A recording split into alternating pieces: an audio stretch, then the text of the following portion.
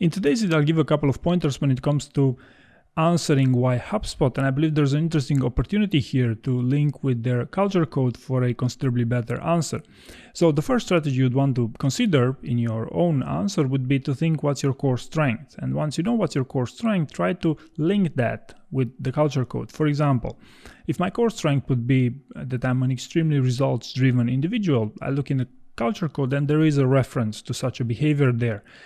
We favor autonomy, ownership. That is an environment that I thrive in. I'll also put a link to some slides about HubSpot culture code, and you have plenty of references there, plenty of behaviors, plenty of keywords that might be more suitable for your own scenario. So while this answer is pretty strong, I believe it's pretty short, so probably you would want to combine it with something else. I'll talk about this a bit later.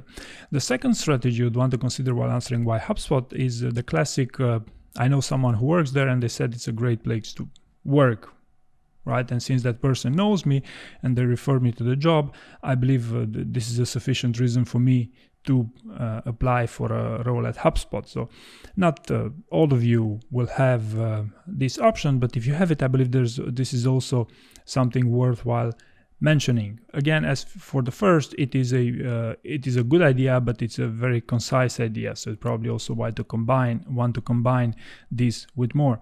Third strategy I want to talk about here is to give an example. It's not often that I get an opportunity to interview with a company which takes culture seriously while hiring. You have one of the best interviewing experience on Glassdoor. One of my core strengths is that I consider myself a results-driven individual, and I believe this is the environment where I can make a difference and deliver results. Last but not least, this is a unique opportunity for me to advance my career in the direction of a senior software engineer. If we look closely at this answer, it actually contains three parts. In the first part, I actually praise the company, which is pretty straightforward to understand. The second part is my strength, my differentiator that I previously talked about in the beginning of the video, and eventually how can I help the company succeed. And that's why I said, linking with something from the culture code or from those slides that I linked in the video description. I think this is the best way for you to showcase yourself as the best possible fit. And the third section of the answer is what's in for you, or where do you see yourself 5 years from now? Notice I said that I see myself becoming a senior software engineer. So these types of answers of where do you see yourself in 5 years, this is music to HR's ears. So use it especially with HR people. So notice here, there is a combination of three different references in my answer. And if this answer sounds a bit cheesy to some of you, they actually say that yes, we're a bit cheesy sometimes. So also link to the slides, by the way. The fourth strategy, dare to be different as a behavior. Dare to be different, but you should be careful here. For example, why not? I mean, why not working for HubSpot? It's a great company. Everyone's in the software world is talking about you as a CRM, and your reviews on Glassdoor are incredibly positive. Notice here, I would say why not, but if I keep it at why not, that would be a superficial answer, especially for HR people, because they would say, hey, he hasn't done his homework. He's trying, to turn the tables here, but he hasn't really done his homework. But if you add something that really shows you as someone who really invested a little bit of time, a little bit of effort into this answer, then it will be much better perceived. So why not? It's a great company. Everyone's talking about the CRM, and your reviews on Glassdoor are incredibly positive, right? So it's, again, very concise, but concise is not always, to your detriment. I think it's sometimes to your advantage, actually. Last but not least, I wanted to give you also a couple of filters when it comes to how do you know your answer is good or good enough if you want. The first criteria you'd want to take into account here is that is it you in that answer?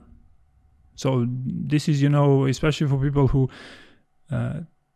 take information from other sources, not say entire answers from different sources. So if it's not you, then I believe I wouldn't actually suggest you to go with that answer, because it shows, and you can do some roleplay to find out yourself that it shows that if it's not you in that answer, so it must be you, right? The first filter. The second filter, did you memorize your answer? Because if you did memorize your answer, that's again a sign that you're not confident in that answer. And memorized answers, scripted answers, usually don't sound as well as you think they would. Again, roleplay with someone, and or use my free roleplay service if you want, but you will understand what I mean. Number 3, does it contain some keywords that sell you well? Not too many keywords, but again, some keywords, from example, from those slides, or some keywords, your core strengths, but keyword it well. This is the main idea. Number 4, specifically for salespeople here, is it longer than 2 minutes? Because if it is, usually you could cut your answer into half if you wanted to. So being concise, and they value simplicity, this is one of their core things, that they value simplicity. So that's why I would encourage you to cut it into half if it's longer than 2 minutes for the sales roles in particular. For software engineers, a couple of filters here. Is it long enough? Because technical people don't have a tendency to make them long enough, as I exemplified throughout this video. It doesn't have to be perfect, but you must be happy with it in a way. And probably the other interesting filter is, does your answer make sense? If it does make sense to you, then I believe it's often very good enough to move on to other things. So, and yeah, simplicity is also something you must keep in mind. But simplicity is not necessarily a synonym to short for an answer. And I'm saying this reference for software engineers in particular. So this would be some of the elements that I believe you should take into consideration while giving the best answer for why HubSpot. Also check out the link in the video description. Thank you very much for watching.